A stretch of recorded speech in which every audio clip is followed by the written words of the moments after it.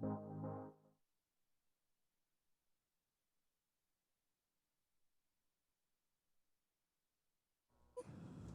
morning and welcome to chapel. Happy Lancer Day. We would love for you to stand and join us as we begin our worship this morning.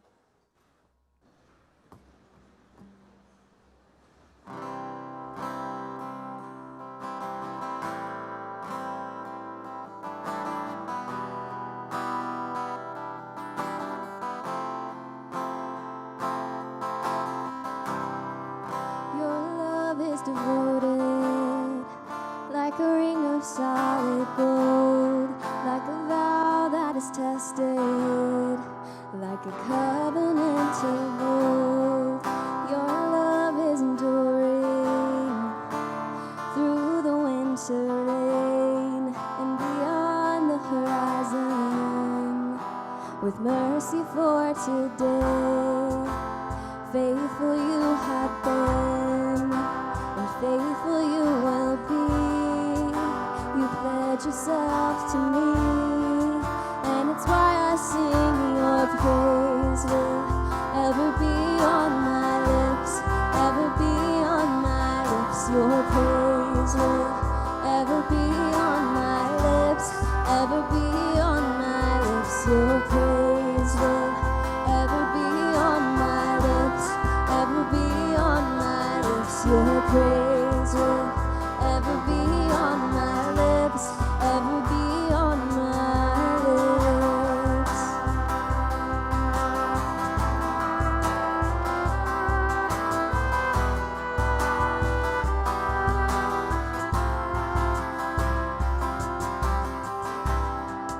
You father the orphan, your kindness makes us whole, and you shoulder our weakness, and your strength becomes our own. Now you're making me like you, clothing me in white, bringing beauty from ashes.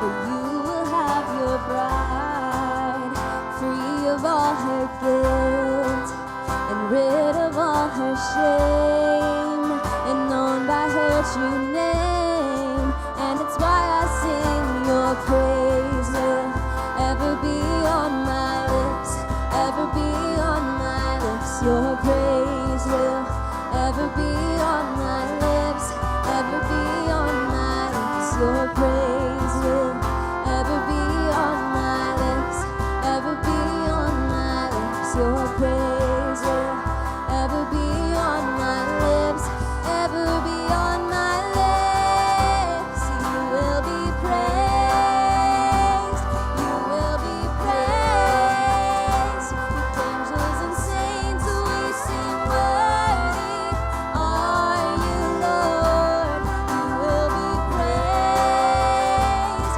you will be praised. With angels and saints we sing, worthy are you,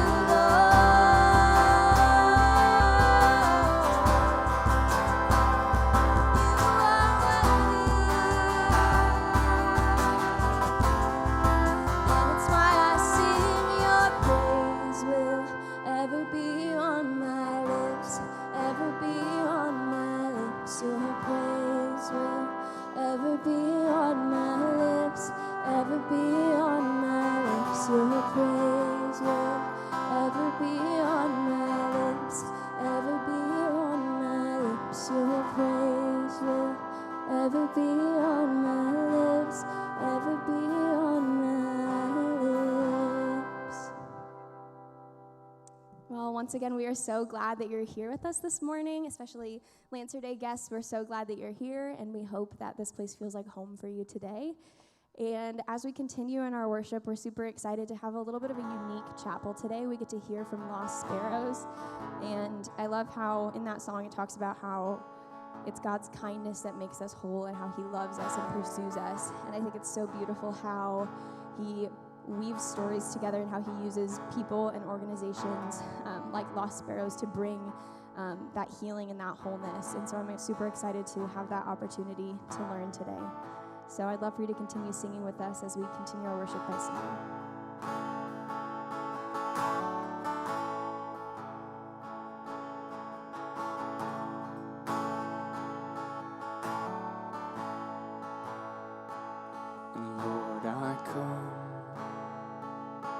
I confess, bowing here, I find my rest. Without you, I fall apart.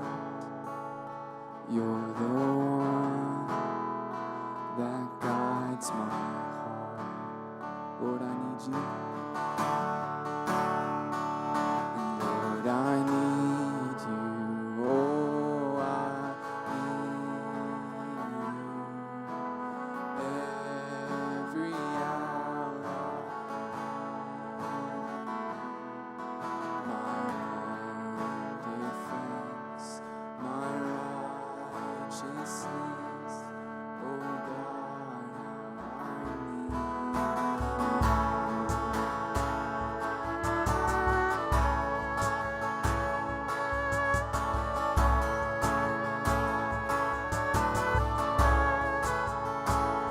where sin runs deep, your grace is more. Where grace is found is where you are. And where you are, Lord, I am free. And holiness is Christ in me.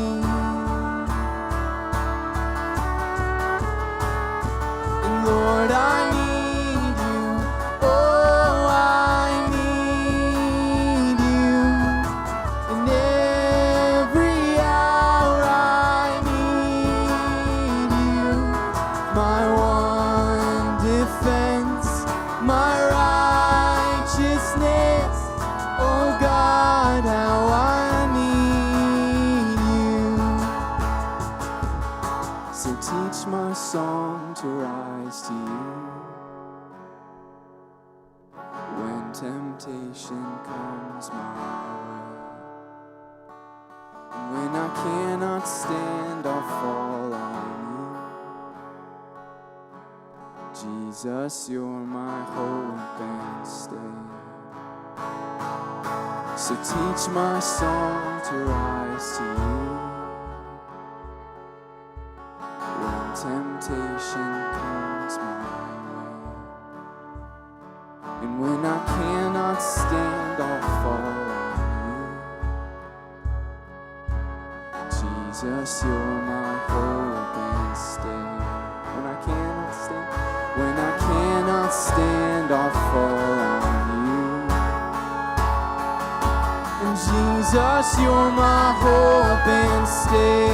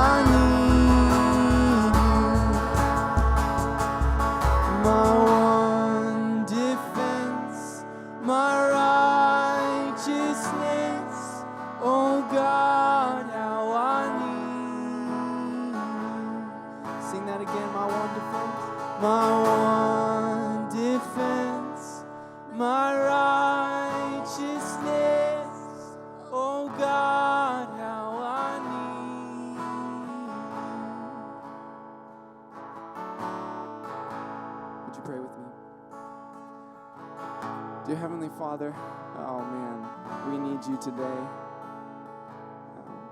We need you more than we need the air in our lungs. We need you more than we need good grades. We need you more than we need our parents. I don't know why, but Lord, you're just putting on my heart that you are supposed to be the sole focus of our lives and our hearts. I pray that you would just be with us today, be with us always, that your presence would reign in this building and on this campus. Above everything else, God, we need you. In your name, amen.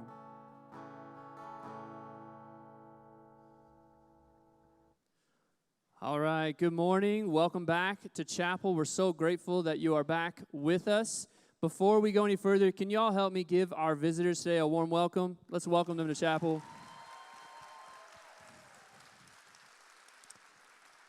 We're grateful that you're here. Want you to hear from, my name is Brent Mancurelli. I'm the Dean of Chapel and Community Life here. I want you to hear that chapel is a consistent part of our community here. It's more than just a requirement for our students. It's a value. This is a time that we cherish to be together, to sing, to lift up worship and honor to God, and to learn together. So we love having this time together. We love that you are here and hope that it is a benefit to all of you. As we think about this week of chapel, we've had a great day of worship yesterday with Condo. We've got another great day of chapel today. Before we get into our chapel today, I want to say a few words about next week for chapel. It's an important week. It's homecoming week. Hopefully you're excited about homecoming week here on campus. Yeah, excited for that. With homecoming week brings a couple of traditions in chapel as well. The first is we will get to hear on Tuesday from our president, Dr. Cadup. I would invite you all back to be here on Tuesday to hear from him. It'll be a really important and great time to hear from our president. I'm excited to hear what he has to share with us as he's with us on Tuesday. And then Thursday is Hall T-shirt Chapel. Yeah, Hall T-shirt Chapel. So the Res Halls will be battling against each other here in chapel. Hopefully you can come out and be here for that. So I wanted to point out a few things. Hopefully you can come out and enjoy some homecoming traditions and festivities next week.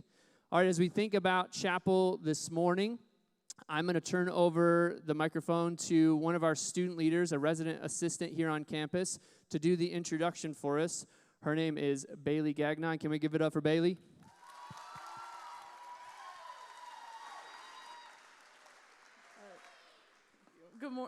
Good morning. I hope you guys are all having a wonderful day. My name, as Brent said, is Bailey Gagnon, and I am one of the rare fourth-year seniors here at Grace College. As he said, I'm also a resident assistant in Alpha Hall, the best hall. I am a communications major with a minor in theater, and I'm getting my blended master's in higher education.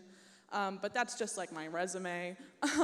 I can't help but remember my first visit to Grace College. I was sitting in the second row in the middle section, and just thinking like, man, I don't want to go here. My parents went here.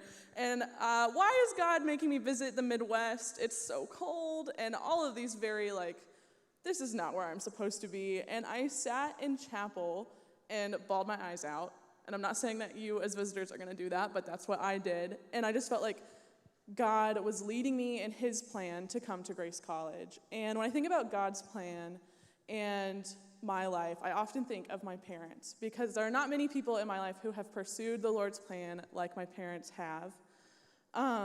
When I was a child, we did foster care in my house. And from that, I have 3 adopted younger siblings. And then in high school, we did international adoption, and I have 2 siblings from the country of Bulgaria. And through that journey of my parents following the Lord's plan, they co-founded Lost Sparrows, which is a nonprofit focusing on trauma and the idea that no child should be forgotten. And so I am so excited to introduce to you my parents, Darren and Stacy Gagnon, and hopefully they can talk to you a little bit about how God's plan led them to be the co-founders of Lost Sparrows and my parents. We're not going to talk to you about how we became our parents, because your parents should have already talked to you about that. Thank you, Bailey. It's great to be with you guys this morning. We want to share, you guys have an amazing theme this year, that theme of follow me, and I really love the concept. And so we want to just share this morning how God walked us to where we are today, having our own nonprofit, working in orphan care and what we do.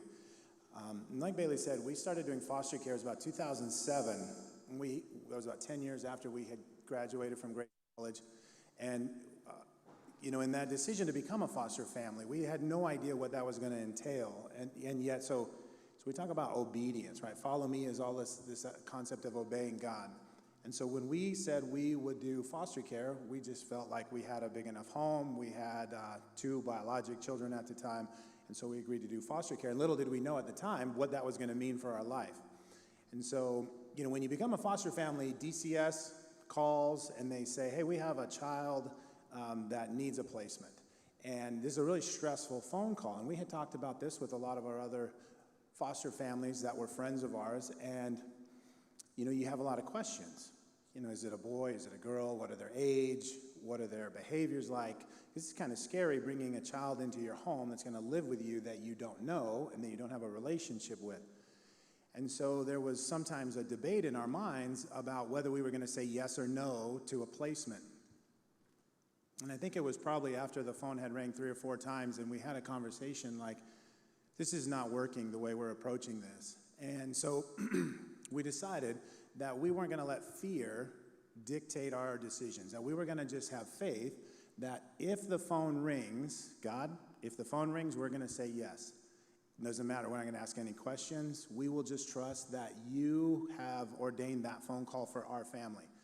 And so it became very freeing because now, out of faith, when the phone rang, they said, we have a child that we want to place in your home. We said, yep, bring him. They said, well, don't you want to know something about them? And we would say, no, we know if you have a kid, we're open, bring him. And so I think that was one of the most important things that the Lord taught us as we got started in foster care was let faith guide your decisions, not fear.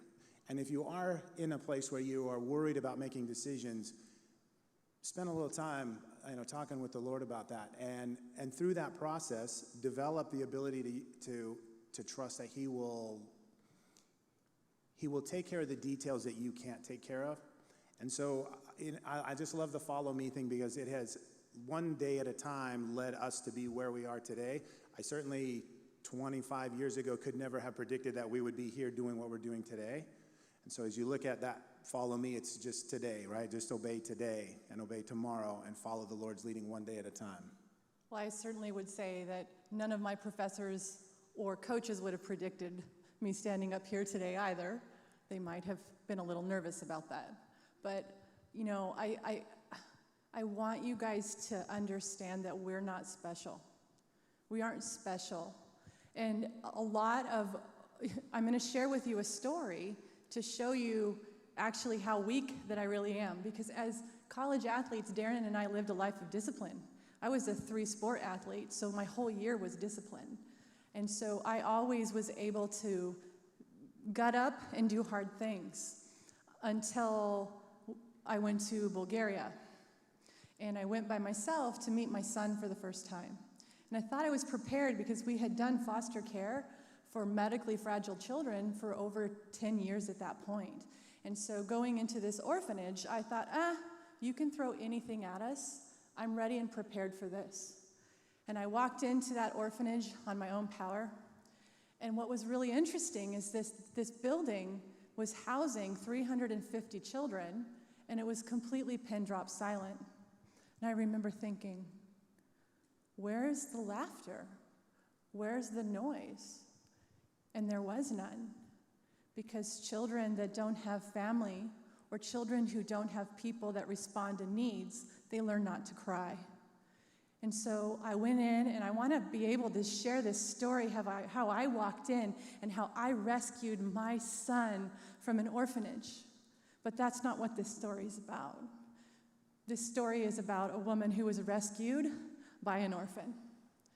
And so I walked in, and I sat in this office, and they brought me my son. And you think, oh, this is the moment. I look at him, and I think, oh, my son. But no, the moment I looked at him, I thought, dear God, I cannot do this. Do not make me. Because they sat in my lap, a 4.5-year-old little boy who was emaciated with yellow teeth soaked in urine, who was screeching at me because he had no language. And I sat there during that first visit and thought, I can't do this. And I wanted to run away as fast as I could. And that night I went back to the hotel room and I laid on a bathroom floor in Eastern Europe and I cried out to God and I said, please don't make me do this. But if you want me to, you need to show me how. And so I have to go back the next day to visit him again, and we walk in and they tell me, he's sick today. We need you to take you back to his room. And I don't know if you've had that point in your walk with the Lord where you've prayed for something and you know, like, oh, dear God, I actually didn't mean to pray for that. Like when I pray for patience with my kids, and God gives me patience. So they walk me down this hallway, and we go back down into this basement area, and on the door of this room, it said these words, and I asked the translator, and I say, what do those words say? And he said, it says this section of the malformations. And it was like a gut punch. I'm like, my son is housed in the section of the malformations? And the translator said, well, yeah, and over there, that's the section of the retardations. And they had sectioned off all these special needs children within this orphanage. And so I walk back, and it's sterile. And these children are laying alone with glass walls between each room in their cribs. And many of them are peacefully sleeping because they've been sedated to peacefully sleep. And I walk in, and my son is tied into his crib because I was told he was naughty and would try and get out during the day. He's 4.5 years old. And I walk in, and he's swaying because children who don't have a mom to hold them or a person to give them any care will learn to rock themselves.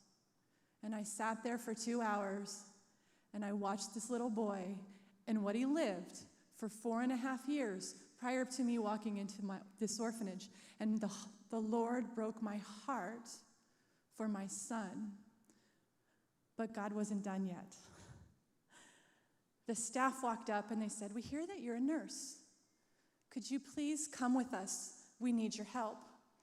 And again, I knew I didn't want to go with them because I knew that God was answering my prayer on that bathroom floor from the night before.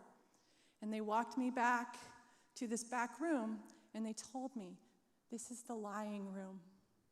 And I said, oh, okay. And there's crib after crib of babies who are horribly, horribly ill, with heads that are swollen like a watermelon, emaciated bodies, bed sores to the bone. And I went from bed to bed as a nurse because I had worked in the ICU, and I'm like, oh my gosh, we got to get this for this kid. Can you guys get this doctor? And I started talking super fast to this translator, telling him all the things we needed to do to care for these children. And he put his hand on me, and he stopped, and he said, stop. These children are here to die. They want you to bring some feeding tubes because they're using the same tube down the nose of every child. And in that moment, I understood what the cost of following Christ would look like, and understood that saying yes and being obedient was going to completely destroy the dream that I had had sitting in your seats of one day having a career and a family. But yet there's so much beauty in destruction. There's so much beauty in ashes and following the Lord. And so I left that orphanage that day, not only bringing home a 4.5-year-old boy who had been tied to a crib for 4 years. I brought home the understanding that lost sparrows would be born from that to be a voice for children who are cast aside at birth because they are born with some type of disability. But I also understood in a greater way how an orphan named Israel had not been rescued by me, but had rescued me from my own selfish ambitions and my own vain conceits. And that's where the beauty lies in destruction, because what was destroyed was what needed to be destroyed. It reminds me of the verse in Job, if you guys know the story of Job, at the end of that story, as he's come out of it, and he has a conversation with God, and God kind of calls him out. And Job says, God, kind of sorry, I didn't mean, I said things I didn't know, I didn't know what I didn't know. And he says, before all of this happened to me, I knew who you were, but now I have seen you. I have seen you. And I think that's a profound shift. And I think in America today, we have a hard time sometimes truly seeing God. We know God, but to see him show up, and I think that's what Stacy and I would just encourage you guys. God's system is not the same system that we have on earth, right? Jesus said, after he said, follow me, he said, if you want to find your life, you got to lose it. And if you lose your life, you'll gain life. And so I think Stacy and I would just encourage you guys, if you want to see God show up and see him show up in a real way, follow day by day and be obedient, even in really hard things, and he will show up. He is faithful. Well, we are super excited to get to introduce to you Dr. Adam Saenz. He is a best-selling author. He wrote The Power of a Teacher and several other amazing and incredible books like The EQ Intervention. And he's going to talk to you about his Follow Me moment as well. Yeah, we have a conference tomorrow. You are all welcome to come. It'll be in this building starting at 9 o'clock. Dr. Saenz is going to speak, as well as a whole group of other speakers. We'll be talking about trauma, working with children, that sort of thing. So if you guys would welcome Dr. Saenz to the stage, we'd appreciate it.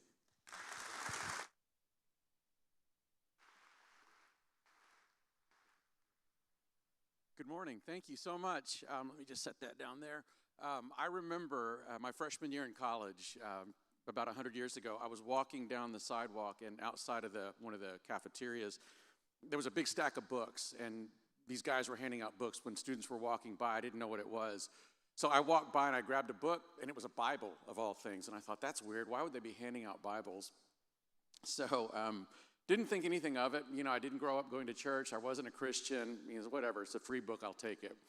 Well, what happened was I got the book, put it on my bookshelf in my dorm room, and about a week later, I had been struggling with depression at that point and anxiety, and I knew that my semester wasn't going well. I knew I was about to fail out, and I wasn't sleeping well. And so I remember one morning, it was about 2 a.m., 3 a.m., and I just went for a long walk through campus, feeling depressed and overwhelmed. And when I got back to my dorm, I sat down at my desk, and I saw that Bible that these guys were giving away, and it was just sitting on my desk. And it was this weird moment. I just grabbed the Bible and I opened it up, and the first verse I saw when I looked at the Bible was John 10:10. The thief comes to kill, steal, and destroy, but I came that you might have life and have it more abundantly. And that verse just fascinated me because I saw it sort of as an equation. On one side was steal, kill, and destroy, and then on the other side was abundant life and have it more abundantly. And I thought, I really know the steal, kill, and destroy part of that. I thought back to my childhood. I thought back to my dad leaving us when I was 9. I thought back to the 4 friends that I had that were murdered before I turned 16. I thought back to the time my mother relinquished parental rights and I went to live in foster care. There was so much of that steal, kill, and destroy that I could resonate with. I had lived that life, and here I was at 18, 19 years old, very much identifying with the steal, kill, and destroy. But Jesus was saying, I came that you might have life and have it more abundantly. And I thought, man, that's just fascinating. So it was sort of that moment for me.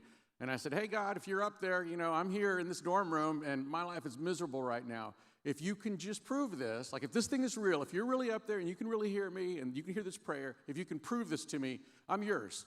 I got nothing else going on. My life is miserable, and if there's an abundant life for me, I'll take it. So that was that. And I put the Bible away, never thought about it again. Well, the next week, this girl that I knew that was really, really cute, she said, hey, Adam, there's this guy named Josh McDowell coming to speak on campus. Do you want to go to that with me? And I didn't know anything about church or religion or any of that. And I said, well, who's Josh McDowell? Well, he's this guy, and he talks about Christianity. would you like to go with me? And I said, in my mind, I was thinking, like, I really don't want to go, but if it gets me any closer to a date with you, then yes, I'll do it, right? Didn't say that, but that's what I was thinking. So we go to this thing, and this guy, Josh McDowell, talks about the gospel and Jesus and all that. And then at the very end, he says, some guys are going to walk around, and they're going to give you a card. If you want to know more about Jesus and all this, then just write your name and your phone number, and we'll reach out to you. And I, like an idiot, I was thinking, like, I don't really want anybody to call me, but I want to go out with this girl. And if I sign this card, I bet you that's going to seal the deal. I bet you she's going to be really impressed with me. So I signed my name on the card, and I gave him my phone number, and that was that. Well, about a week after that, somebody called and came to my dorm. And that was the first time I ever really heard the gospel, this idea that, you don't live a perfect life, Adam, and because you don't live a perfect life, you're separated from God, and Jesus is what lets you get back in touch with God. That was the gospel, and I heard that for the first time, and I said, it makes sense. This is how I access that abundant life that Jesus was talking about in the gospel. So that was the beginning for me. That was when I sort of became a Christian and started my new walk. So what I was thinking at the time was, this is awesome, because I started going to Bible studies, I started going to church, and I started learning more about, what it means to be a child of God. And I would hear these words like new creation, born again, abundant life. And somehow in my mind, I thought, this is great because, like, I want to be new from all that junk. Like, I know the steal, kill, and destroy. I want that gone. I want the abundant life. And I had this idea that when I became a Christian, all of that steal, kill, and destroy would go away. I had this idea that somehow being a Christian would make all of my past disappear and that I would live this kind of different life. And it sort of worked that way, but it sort of didn't. Here's what I mean by that. Looking back, I think the way I understand it now is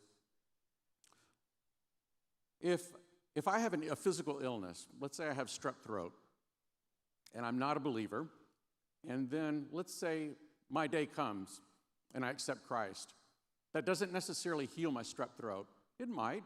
Maybe God does something miraculous when I get saved and my strep throat is healed. It can happen, but it doesn't typically happen that way. If I have a broken arm, let's say that I break my arm, next day I accept Christ, that doesn't necessarily heal my broken arm.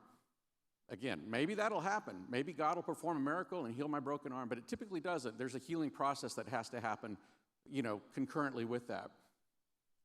And I realized early on that, that's what's going on inside of me, all that steal, kill, and destroy. It's destroyed my inside. It's torn me up. My soul was a wreck. I had an anxiety disorder. I had a depressive disorder. And when I became a Christian, that opened the door to a new life, yes, but there was a lot of psychological work that still needed to be done. And most of my 20s and into my 30s was about me finding treatment for my depression and for my anxiety.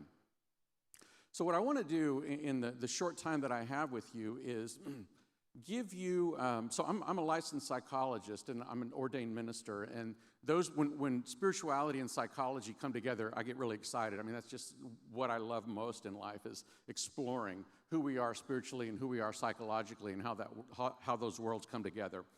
So what I want to do with you this morning is just very quickly share with you what I think is a roadmap or a template for understanding how psychology and spirituality can come together to help us with anxiety specifically. This is work that I've been through for decades in my life. When I did my ministry degree, my doctoral thesis was creating a psychospiritual treatment approach for anxiety disorders. I was really fascinated by this idea. Like, if we're anxious, if we're scared, how do we access our spirituality to find freedom from our fear? Is essentially what I was asking. So again, this verse that I'm going to show you and what I'm going to walk you through is a very, very condensed version of that doctoral thesis I did, and it's a condensed version of all the work that I've been doing in my life.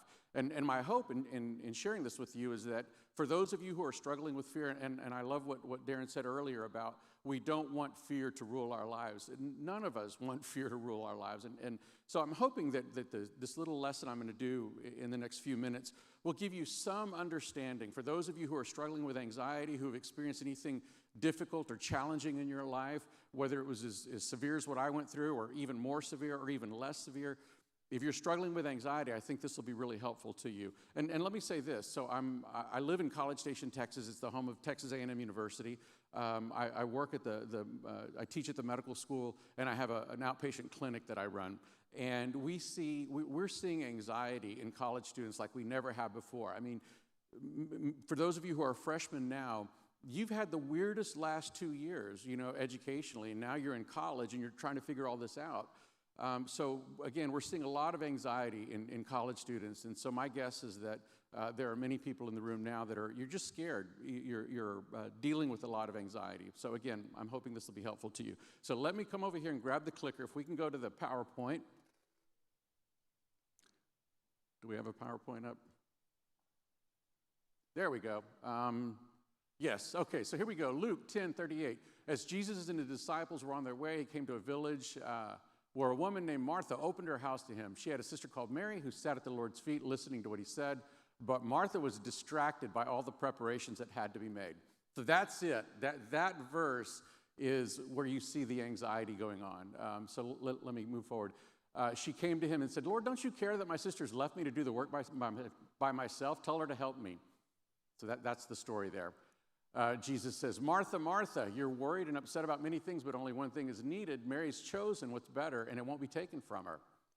Okay. So here's the pattern, what I call the stress pattern, the anxiety pattern, the fear pattern, the pattern that I lived so many years of my life until I learned how to access love. Number one, we focus on the circumstances. That will make us afraid. It will make us stress. Martha was distracted by all the preparations. That word, Jesus says you're anxious, turbazo. The Greek word is turbazo. It's the word that we get, the root of that, we get the word turbulent out of that. So Jesus is saying, Martha, your soul on the inside is turbulent. You're freaking out. You're scared. You're spinning, on the inside of your soul. So number one, when we start focusing on circumstances and not on Jesus, it's going to stir our soul up. It will scare us. And let me say this, you will focus on circumstances for the rest of your life. You will have finals to take. You will have relationships to navigate. You will eventually get married, and then you'll have to navigate that thing called marriage. And then you're going to have children, and then you're going to have to navigate that thing called having kids and parenting them, and then providing for them, and then having a job. And there will always be some circumstance in your life that will want to grab your attention and scare you. So if you're thinking, I hate to be Dr. Phil here, but if you're thinking like once I graduate, life's going to be good because I'll have a degree and I can get a job and live happily ever after, sort of, but not really. There will always be another circumstance to scare you. So the second step of that is when we're anxious, we question God's love. Lord, don't you care that my sister has left me to do the work for myself?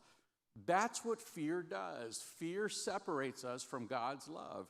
Fear is the antithesis of love.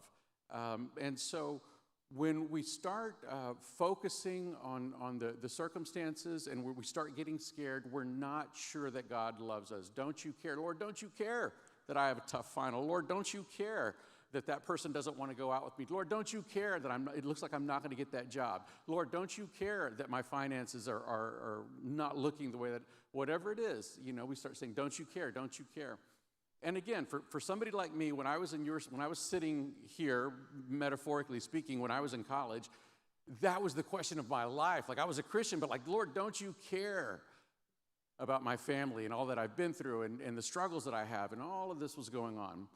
So that's the second step. Number one is we start focusing on the circumstances. It makes us a little, uneasy on the inside. Our soul gets turbulent. And then when our soul, when we're, swirled up on the inside, the next step is we question God's love. And once we question God's love, we're done. We're done. To the degree that I question God's love, my foundation is moved from me. Then the third step is when we question God's love, we create a plan. And it's the what I call the fear-based prayer. So Martha said, and I love the irony in the statement, Lord, so you're the Lord, tell my sister to help me. Like, I get that you're Lord, that you're in control, but let me tell you what to do. Like, who's Lord now? So it's Martha.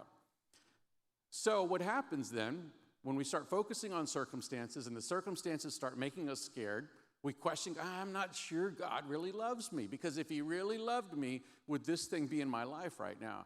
So I know what I'm going to do. Lord, do this. Lord, do that. I'm going to start telling God what to do, and that's the fear-based prayer. Versus the faith-based prayer, and I would even argue the love-based prayer, is this. Lord, this is really what I would like. Like, if there's any way you can tell my sister to help me, that'd be great. Nevertheless, not my will, but yours be done. That's really the prayer that's rooted in love. It's much more of a prayer of surrender than a prayer of control. So that's it in a nutshell. This is the stress pattern, the fear pattern, the anxiety pattern. And it took me a long, long time to figure this out. Even after I became a Christian, becoming a Christian and walking with the Lord absolutely positioned me and postured me to begin to find healing, yes.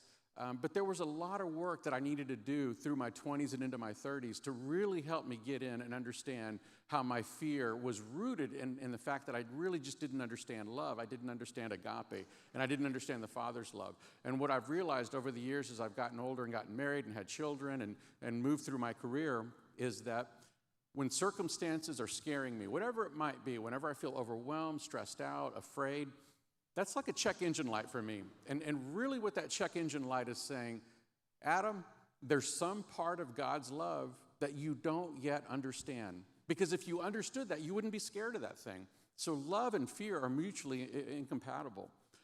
So I would encourage you, I just want to encourage you this morning, whatever you're struggling with, whatever fear that you have right now, whatever's making you anxious, whatever is scaring you, whether it's your studies, whether it's your finances, your relationship, your family of origin, whatever is going on with you, just know that fear that you're experiencing, anxiety is another way to say it, it's an invitation.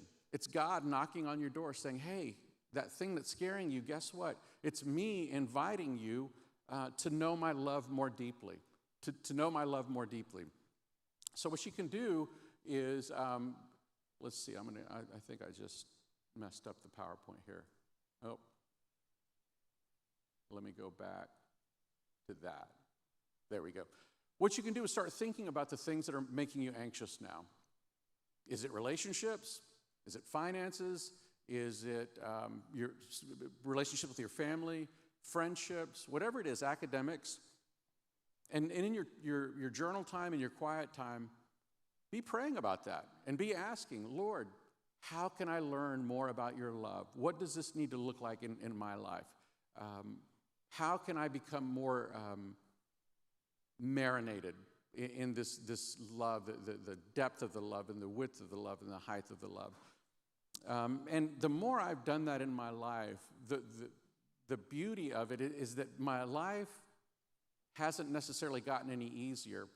But I'll say this, my life doesn't scare me as much as it used to. So again, somebody like me that grew up in a traumatic, having experienced a lot of trauma, who has struggled with an anxiety disorder and depression, I'm just here to tell you that there's hope for you, if that's you, because the love of God, God's love, is absolutely the bottom line treatment for anxiety.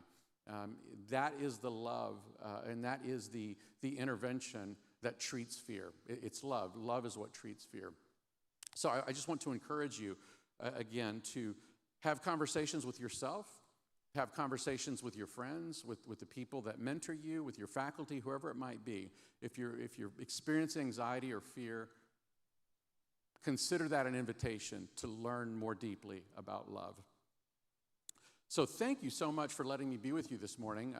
And again, I in this little bit of time that I had with you, really just kind of wanted to share with you a little bit of my story and how my following Christ, my following in the kingdom, what that's looked like for me. And for me, it's looked like accessing love, learning about love, to to step away from my fears, to soothe my fears, to ease my fears, so that I can walk more in faith and not in fear.